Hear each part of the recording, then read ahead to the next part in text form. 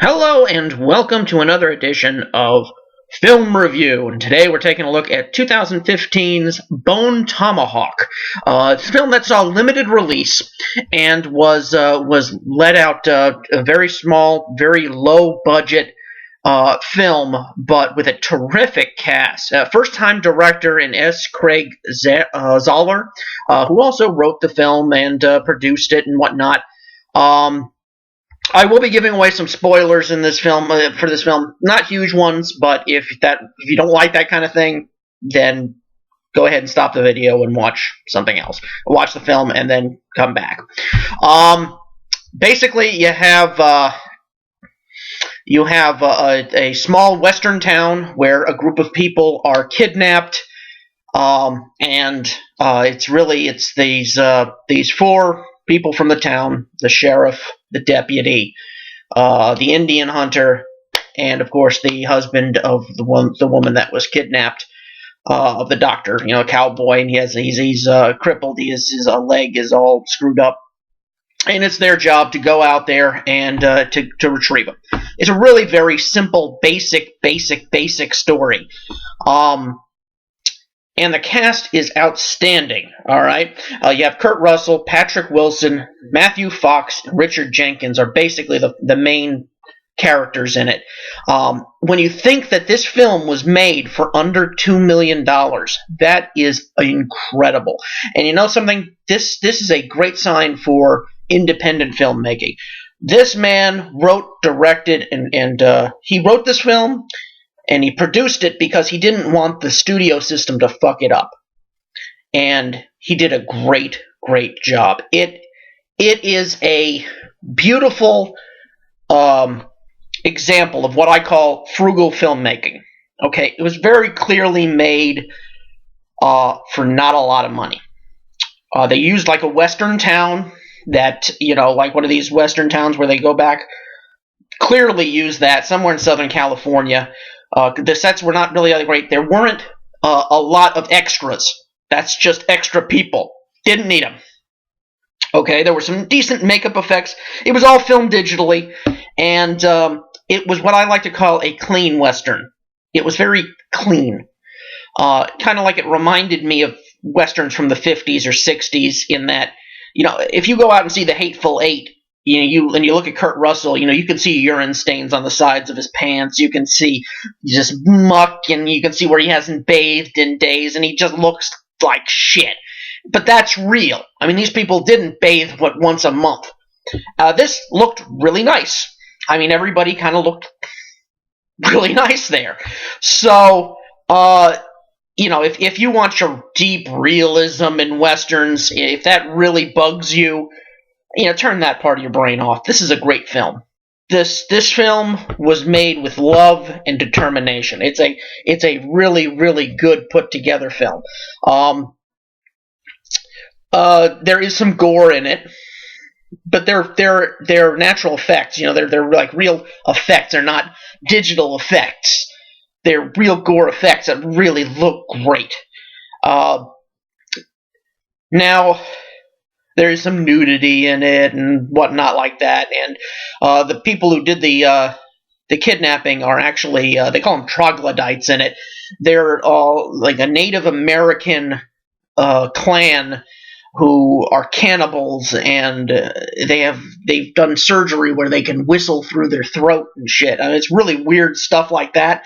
But these weren't aliens. There were real villains in this that did terrible things, and they remind you of the terrible things as much as possible.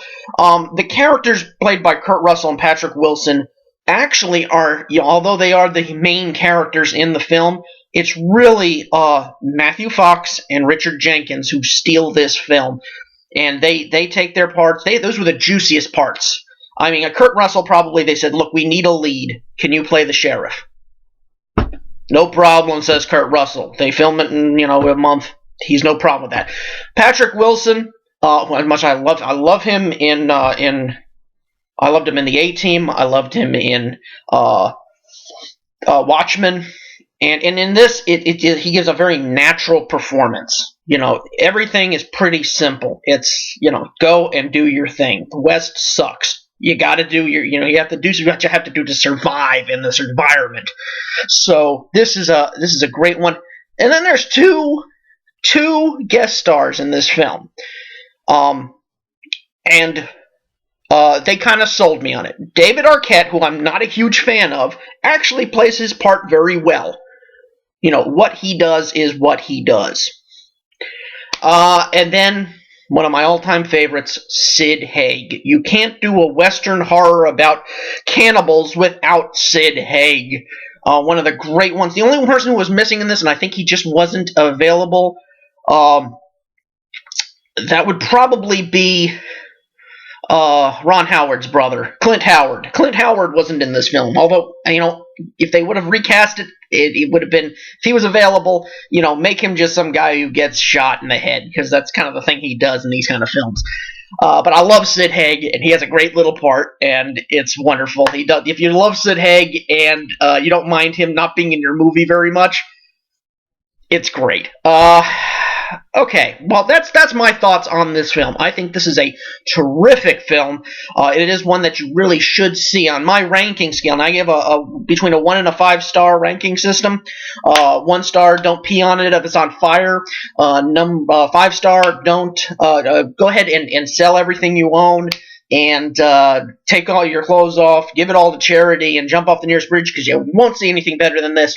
I'm going to give this a good 4-star rating. This is a good, well-spent film. It is a little long, but it keeps you, encapsulated. You're intensely focused on this film, and you want to know who's going to live, what's going to happen, and what kind of really disgusting things are going to happen at the end of the film. And they use lots of opium. That's always a good thing. Would I recommend this movie? Absolutely.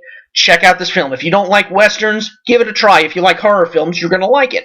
It's a Western horror, and it's a simple premise. It's easy to keep in touch with. It's a very good film to just kind of sit back and enjoy. Eat popcorn. That's what I did. I never really eat popcorn, but I ate popcorn, and I had a Diet Mountain Dew while I did have it.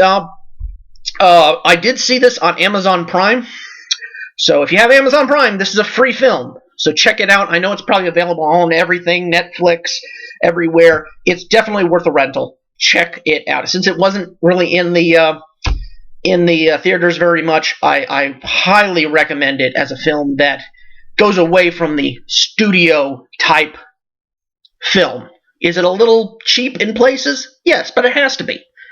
For $2 million, this is one of the best movies you're going to see for $2 million. Just an amazing, amazing film. I give a lot of credit to the filmmakers and to all the talent. If you like music, there's not much music in the film. There's maybe 2 spots where there's a little bit of music, and then the very end. So, but who cares? It's just the music. That's not that important. The sound in this movie is great, though. So it makes up for it. That's my thoughts on the film. If you've seen the film and you have your own opinions, please leave them below. You think I'm full of shit? That's great. Tell me why I'm full of shit. Tell me why this film is no good, because I think it was a great film. If you like the video, go ahead and click like. If you do really like it, consider subscribing to the channel. Check out the watch list. See the other films I've reviewed. I have a bunch of other type of shows on my channel. Check them out, and let me know what you think. And hey, until next time, I'll catch you all on the flip side.